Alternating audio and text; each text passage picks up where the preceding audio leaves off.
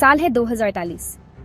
इंसानियत अब एक नहीं रही, एक बहुत बड़ी खाई बन गई है जिसने हमें दो हिस्सों में बांट दिया है, नेचुरल्स और मोड्स। मोड्स जेनेटिक एनहांसमेंट का नतीजा है। वो लंबे, तेज और ताकतवर होते हैं। सत्ता के गलियारों, बड़े बड़े उद्योगों और नई खोजों में उनका ही दबदबा है। दूसरी तरफ नेचुरल्स खुद को हाशिए पर धकेला हुआ महसूस कर रहे हैं। मोड्स खुद को इंसानी एवोल्यूशन का अगला पड़ाव मानते हैं। उनकी बढ़ी हुई क्षमताओं ने वैज्ञानिक खोजों और आर्थिक समृद्धि को बढ़ावा दिया है और उनका मानना है कि इन फायदों से उनकी ऊंची हैसियत जायज है। लेकिन नेचुरल्स खुद को हाशिए पर जाता देख खुद को और भी लाचार महसूस कर रहे हैं।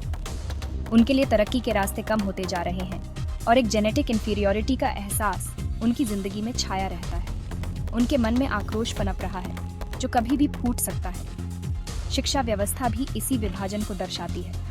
अमीर घरों के स्कूल जो लेटेस्ट टेक्नोलॉजी से लैस हैं और जहां सबसे तेज दिमाग वाले मोड्स पढ़ाते हैं, सिर्फ मोड बच्चों के लिए है। नेचुरल्स के लिए तो बस वही पुराने, ज्यादा भीड़ वाले स्कूल हैं जहां उनके भविष्य धुंधले नजर आते हैं। हर पीढ़ी के साथ इन दोनों समूहों के बीच की खाई और चौड़ी होती जा रही है, जो जिंदगी की जेनेटिक लॉटरी की याद दिलाती है।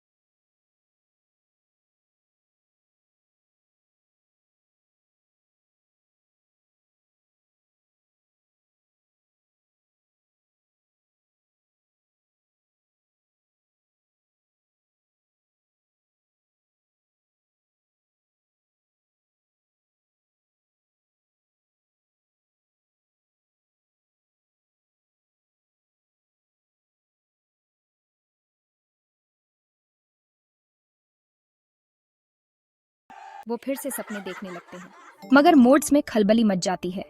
उनकी बढ़ी हुई क्षमता की नींव, उनकी पहचान, सब कुछ बिखरता नजर आ रहा है। कुछ लोग इसे नकार देते हैं, अन्य की खोज को एक नाराज लड़की का काम बताकर टाल देते हैं। लेकिन कुछ लोग डर से घिर जाते हैं। वो एक दूसरे पर शक करने लगते हैं। उनका बना बनाया ऑर्डर और कंट्रोल का सिस्टम टूटने लगता है। अन्य की खोज का असर समाज के हर पहलू पर पड़ता है। नौकरियों का बाजार जो पहले मोड्स के पक्ष में झुका हुआ था, अब बदलने लगता है।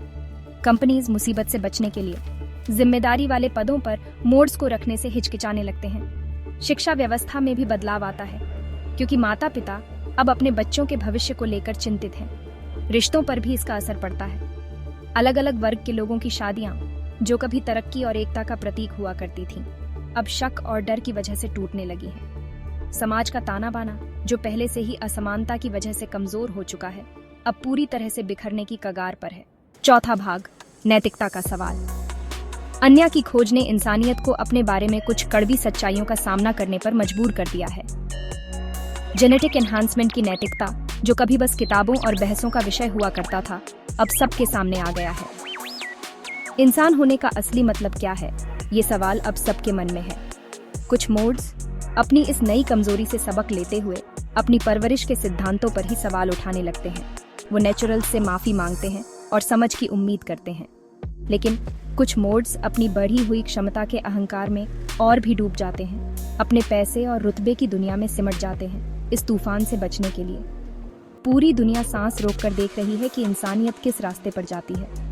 क्या हम अपनी बुरी आदतों के शिकार होकर अराजकता और संघर्ष में डूब जाएंगे, या फिर हम इस चुनौती का सामना करते हुए एक नया रास्ता बनाएंगे, जहां जेनेटिक एनहांसमेंट फूट डालने का नहीं, बल्कि एक बेहतर और न्यायपूर्ण समाज बनाने का जरिया बनेगा।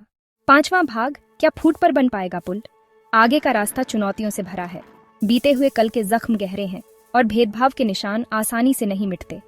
फिर भी इस अनिश्चितता के बीच उम्मीद की कुछ किरणें नजर आती हैं। अन्य की खोज ने एक नई बहस छेड़ दी है, जिसने इंसानियत को अपने पूर्वाग्रहों का सामना करने और अपने मूल्यों पर फिर से विचार करने पर मजबूर कर दिया है। शायद इस मुश्किल घड़ी में एक नई समझ पैदा हो सकती है।